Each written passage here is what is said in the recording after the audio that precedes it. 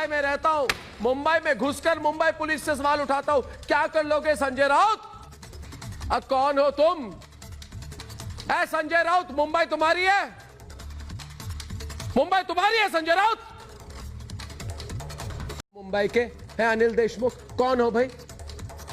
आज आए कल गए, आज गृह मंत्री हो, कल वापस जाओगे ऑपोजिशन में। कौन हो तुम? कौन हो बताओ मुझे।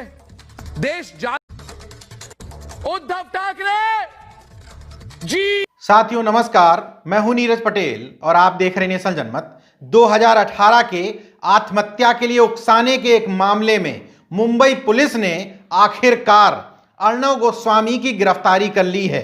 गिरफ्तार होने के बाद किन लोगों के पेट में दर्द होना शुरू हुआ ये बताने की जरूरत नहीं है।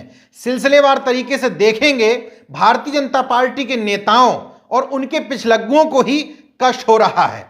सबसे पहला कष्ट हुआ देश के गृह मंत्री अमित शाह जी को, केंद्रीय मंत्री और सूचना प्रसारण विभाग संभाल रहे प्रकाश जावड़ेकर जी को, केंद्रीय मंत्री हर्षवर्धन, केंद्रीय मंत्री रविशंकर प्रसाद, केंद्रीय मंत्री पीयूष गोयल, उत्तर प्रदेश के चीफ मिनिस्टर योगी आदित्यनाथ, मध्य प्रदेश के चीफ मिनिस्टर शिवराज सिंह चौहान, केंद्रीय मंत्री स्मृति ईरानी समेत तमाम सारे भारतीय जनता पार्टी के नेताओं को तकलीफ हो गई। इन लोगों ने इमरजेंसी, चौथा स्तंभ, पत्रकारिता की स्वतंत्रता, आपातकाल जैसे तमाम शब्दों का प्रयोग किया। जब इतने ताकतवर लोग अर्णव गोस्वामी के समर्थन में ट्वीट कर रहे थे तो कंगना रनौत कहां पीछे रहने वाली थी? उनकी दुकानदारी इस समय इन्हीं के दम पर चल रही थी। अब यही बेचारे अगर जेल चले जाएंगे तो उनकी दुकानदारी का क्या होगा? तो उनको तो समर्थन करना ही करना था। इन तमाम लोगों ने समर्थन करते हुए इसको आलोचनात्मक रिपोर्टिंग और सवाल पूछने के कारण हुई गिरफ्तारी कहा। तो पहले तो भारतीय जनता पार्टी के लोगों को बता देता हूं कि अर्णव गोस्वामी जो करते थे वो आलोचनात्मक रिपोर्टिंग और सरकार से सवाल नहीं पूछते थे, बल्कि वो जो करते थे, मैं उसको पत्रकारिता नहीं करूंगा, वो टीवी स्टूडियो में विशेष प्रकार के पदार्थों का सेवन करने के बाद जो करते थे उसको अकड़ कहा जाता है, घमंड कहा जाता है, बदतमीजी कही जाती है, झूठ, फरेब, फ्रॉड, सांप्रदायिकता और तो और देश को बांटने की नियति भी कही जाती है। हालांकि मोदी सरकार की चरण वंदना, चापलूसी और स्वामी भक्ति में डूबे रहते थे, यहां तक तो ठीक था, लेकिन हाल फिलहाल के दिनों में बेहद बेशर्मी और बेहयाई पे उतर आए थे। कांग्रेस के नेताओं के लिए, खासतौर से सोनिया गांधी और राहुल गांधी के लिए जिस तरह के शब्दों का इस्तेमाल करते थे, क्या उसको आप लोकतांत्रिक भाषा कह सकते हैं? महाराष्ट्र के मुख्यमंत्री उद्धव ठाकरे से जिस अंदाज में वो बात करते थे स्टूडियो में बैठ करके, क्या वो पत्रकारिता कही जा सकती है? हैं उद्धव ठाकरे, हैं अनिल देशमुख, हैं संजय राउत, कौन हो भाई तुम? तो भाई तुम कौन हो? जिस अंदाज में वो इन नेताओं से बात करते थे, कम से कम मेरी नजर में ना वो आलोचनात्मक रिपोर्टिंग है और ना ही सरकार से सवाल पूछना है। वो सिर्फ और सिर्फ बदतमीजी है और अपने मालिकों के शान में कसीदे गढ़ने के अलावा उनके द्वारा फेंकी हुई हड्डी के कारण जो निकल रहा आक्रोश है वो है, जरा सुनिए। घोषणा मैं करता हूं इस प्रोग्राम पर आज दोस्तों कि मैं उद्धव ठाकरे, संजय राउत और अनिल देशमुख को आमंत्रित करता हूं 1-to-1 बात हो मेरे साथ। मैं इंटरव्यू करूंगा उनका। संजय राउत जी, हिम्मत है तो आओ सामने, इंटरव्यू होगी आपकी। और उद्धव जी तो सुन लीजिए, ताल ठोक के कह रहा हूं मैं, आइए मैदान में। ड्रग दो, ड्रग दो, ड्रग दो, ड्रग दो, मुझे ड्रग दो, मुझे ड्रग्स दो, ड्रग दो, मेरे लिए गांजा लाओ, चरस लाओ, एमडीएमए लाओ, एक्सटेसी लाओ। अरे जो मुख्यमंत्री बैठा हुआ है छत्तीसगढ़ में, जो चमचागिरी करता है सोनिया गांधी के छत्तीसगढ़ वाला बघेल।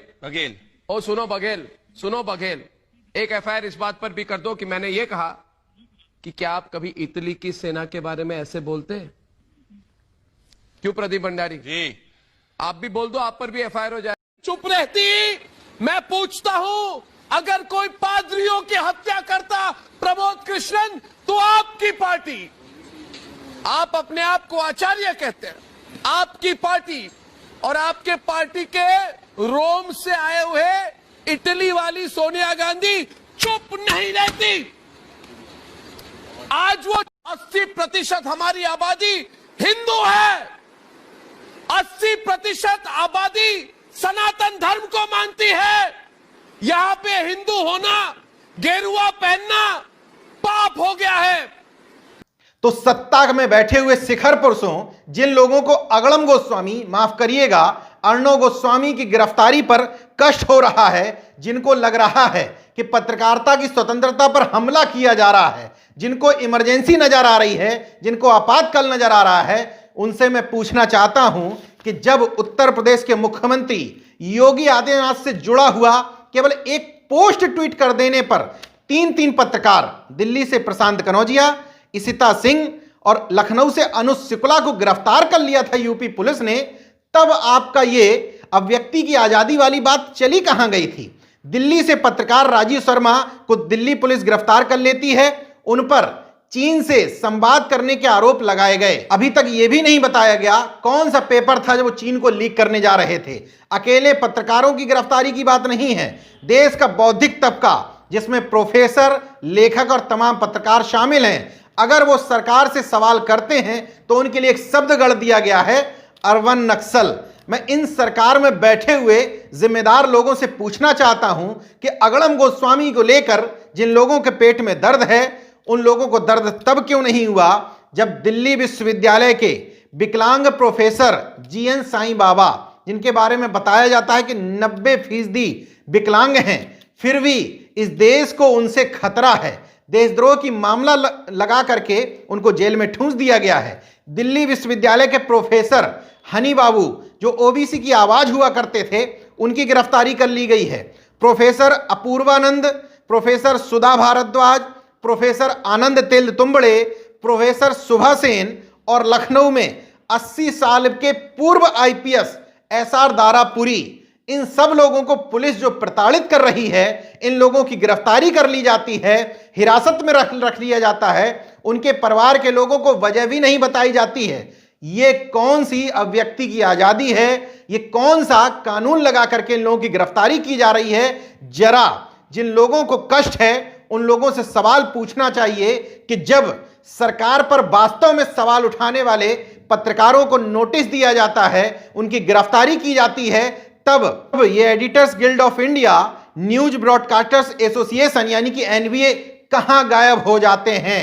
धुरंधर पत्रकार जिनका नाम बड़ा हो चुका है, जो सरकार का बर्दाश्त जिन पर है, उन पर कुछ होने पर तो आपको तकलीफ हो जाती है, लेकिन एक सामान्य पत्रकार जो मेहनत करके खबरें जुटाता है, लोगों के बीच तक खबरें पहुंचाता है, जब स्थानीय स्तर पर किसी पत्रकार को सिर्फ इसलिए गिरफ्तार कर लिया जाता है कि उसने मिड डे मील में खराब खाना की खबर दिखा दी थी, तब ये बड़े बड़े पत्रकारों के संगठन और ये सत्ता में बैठे हुए तमाम लोग कहां चले जाते हैं? अब सवाल यह उठता है कि अर्णव गोस्वामी की गिरफ्तारी हुई किस मामले में है? हालांकि मुंबई पुलिस अभी तक कुछ भी बताने से बच रही है, लेकिन सूत्र बताते हैं कि 2018 में एक इंटीरियर डिजाइनर अन्वय नाइक ने आत्महत्या कर ली थी। उसी मामले में धारा 306 के तहत आत्महत्या के लिए उकसाने का मामला दर्ज किया गया है। महाराष्ट्र के गृह मंत्री अनिल देशमुख ने विधानसभा में इस बात का जिक्र करते हुए कुछ दिनों पूर्व बताया था कि अन्वय नाइक की पत्नी अक्षता नाइक और उनकी बेटी प्रज्ञा नाइक ने उनसे संपर्क किया और कहा कि पूर्ववर्ती सरकार चूंकि भारतीय जनता पार्टी की थी, इसलिए उस समय मामले की सही से जांच पड़ताल नहीं की गई। हम आपसे अनुरोध करते हैं कि मामले को दोबारा से खोला जाए और उसकी विवेचना की जाए। इसलिए इस मामले को दोबारा से शुरू किया गया और उसकी विवेचना की गई। हालांकि मैं ये नहीं कह रहा हूं कि महाराष्ट्र के मुख्यमंत्री उद्धव ठाकरे, गृह मंत्री अनिल देशमुख, सांसद संजय राउत, सलमान खान, सोनिया गांधी, राहुल गांधी, ये तमाम सारे वो लोग जिन पर अर्णव गोस्वामी ने अपने चैनल में बैठ करके चीखा और चिल्लाया है, वो सभी लोग दूध के धुले हुए हैं। बिल्कुल भी नहीं कह रहा हूं, लेकिन आज जिन लोगों को अर्णव गोस्वामी में एक पत्रकार नजर आता है, मैं उनसे पूछना चाहता हूं कि अगर कोई टेलीविजन पत्रकार अपने चैनल में बैठ करके इसी तरीके से किसी संवैधानिक पद पर सवाल उठाए, जैसे वो कहे, हैं योगी आदित्यनाथ, भाई कौन हो तुम? हैं मोदी, कौन हो तुम? हैं राजनाथ सिंह, हैं गृह मंत्री अमित शाह, कौन हो तुम? तो ये सरकार उनको कब तक बख्शती? महाराष्ट्र सरकार ने तो काफी दिन झेल लिया, काफी दिन बर्दाश्त कर लिया। इस कार्रवाई का मैं समर्थन करता हूं या नहीं, मैं ये नहीं बता सकता, लेकिन नेशनल जनमत को अर्णव गोस्वामी जैसे लोगों को पत्रकार मानने पर उनकी गिरफ्तारी पर कतई सहानुभूति नहीं है। देखते रहिए नेशनल जनमत, जागरूक और सजग बने रहिए। जय विज्ञान, जय संविधान, जय लोकतंत्र। धन्यवाद। तो अगर आपने मेरा YouTube चैनल सब्सक्राइब नहीं किया तो प्लीज़ सब्सक्राइब कर लें और उस बेल आइकन पर जरूर क्लिक करें, जिससे जो मेरे न्यू वीडियो है